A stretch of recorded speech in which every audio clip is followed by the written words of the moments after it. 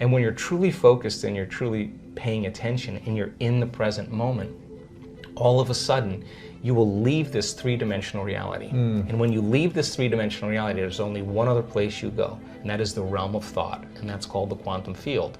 And that quantum field is where all possibilities exist, right? So they were connecting to a field of information that had everything to do with the first principle, which is that invisible intelligence that's both within us and all around us, personal and universal. It is the unifying field that governs everything material in this world. And if you're going to change something material, that means you got to get beyond your body to heal your body. Right. Because if you're your body trying to heal your body, there's one thing that we can guarantee: it's going to take time. It's going to just take a long time, because you're playing by the rules of Newtonian physics. You play by the rules of quantum physics. Energy dictates matter. So when you're truly in the field and you're making changes there, then the downward cascade, neurologically, biologically, chemically, hormonally, genetically, is the side effect of what's happening in the field. It accelerates. It accelerates it, exactly. So you do it in less time because you're more connected to a realm that doesn't play by time. When you're traumatized, some threat or some danger or some condition in your outer world, through your senses, is changing how you feel in your inner world. And the quotient of change between the way you normally feel in some alarm state, when you change your internal state and move into that emergency mode, you narrow your focus on the cause, and the brain freezes an image and takes a snapshot, and that's called a long-term memory. And now that image is branded holographically into the brain. So then we remember experiences better because we can remember how they feel, and that memory then changes the person's biology. So they think neurologically within the circuits of that experience, and they feel chemically within the boundaries of those emotions, and how we think and feel becomes our state of being. So now the person biologically is changed, and many times it's the strong emotion that begins to select and instruct the gene that creates disease. Why? Because if the environment signals the gene, and that's a truth, that's epigenetics, and the end product of an experience in the environment is an emotion, the emotion that you feel from that event is literally selecting the gene for you to begin to change. And the genes make proteins. And so the person, if it's strong enough, begins to wear their trauma, not just in their brain. Now it's in their body, because every time they think about that trauma, every time they review it, every time they keep creating the imagery, they keep firing and wiring the circuits in their brain, and they keep feeling the feeling emotionally in their body. And their body is so objective that it's believing it's living in the same past experience 50 to 100 times a day. And all you need is a stimulus and a response, an image and an emotion, a thought and a feeling, and you're conditioning the body into the past. Well, you're conditioning the brain and body into the past. What if they create an inner event that carries an amplitude of gratitude or joy or freedom? Break through from the chains of the past.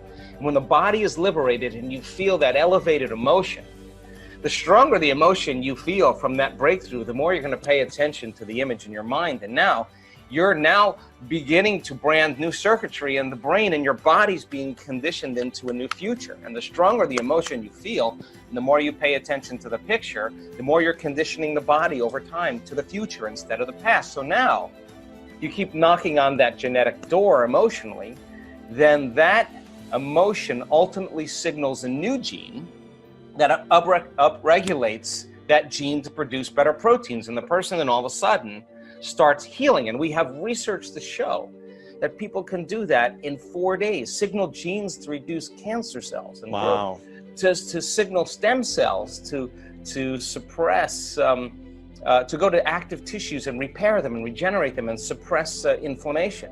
That we have research to show that you could change the number of brain cells you have just by doing this properly. Well, you know, you come with a lot of genes, and they're just a library of potentials. They're just a storehouse of information, of possibilities. So then you got to get the right signal, the right lock into the key that begins to select and instruct genes that cause genes to make different proteins. And you can regulate so many different genes, the same genes, you can regulate them differently. So when they upregulate, they start producing really healthy and robust proteins. And that's enzymes, that's tissue, that's structure, that's function, that's hormones.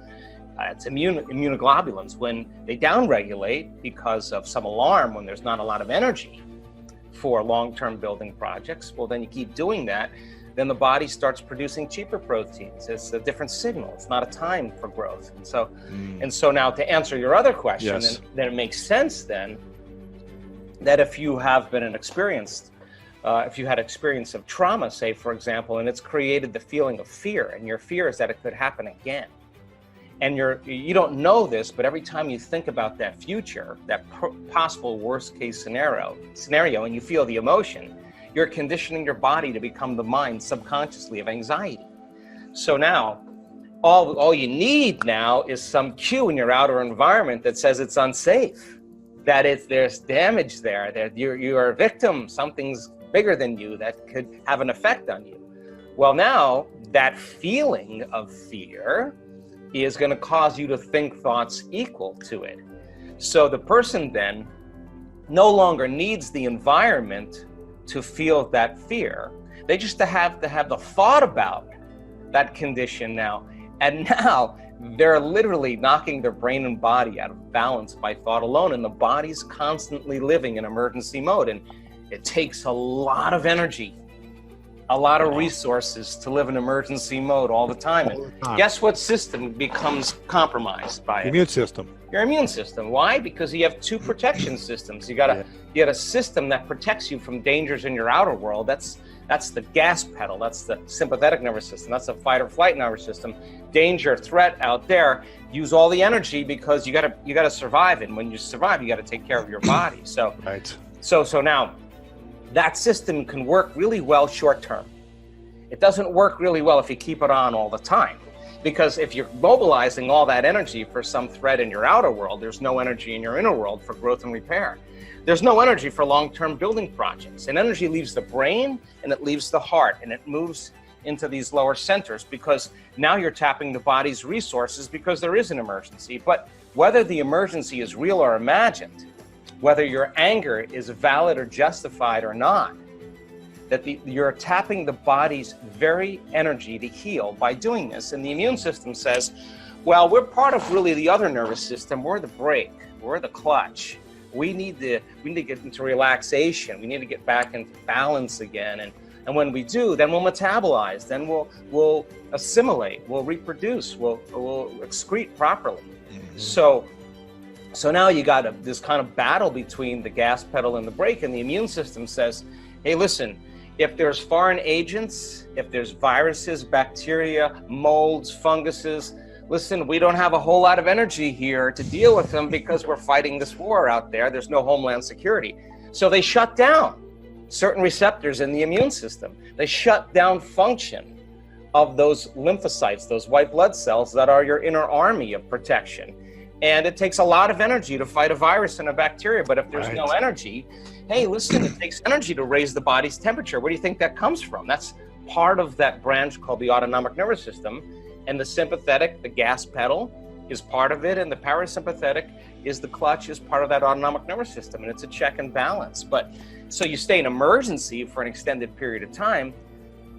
And now you're exposed to some antigen or some external substance, some foreign agent, and there's no energy to deal with it, then you are victim to your environment, because every time you react to your environment and you say that person, that circumstance is controlling the way I feel and the way I think, if something outside of you is controlling your feelings and thoughts, then it makes you a victim to your environment. So you will be more victimized, or you could be more of a victim to other things in your environment. People don't understand this consciously because it's a program subconsciously. So now, if you begin to strengthen your inner environment now, this is where our work comes in, because we have research to show that when you place your attention right here in your heart, this center right here, this is the beginning of our divinity. This is our center of oneness, our wholeness. This is where we begin to feel love, gratitude, compassion, kindness, care, freedom, joy.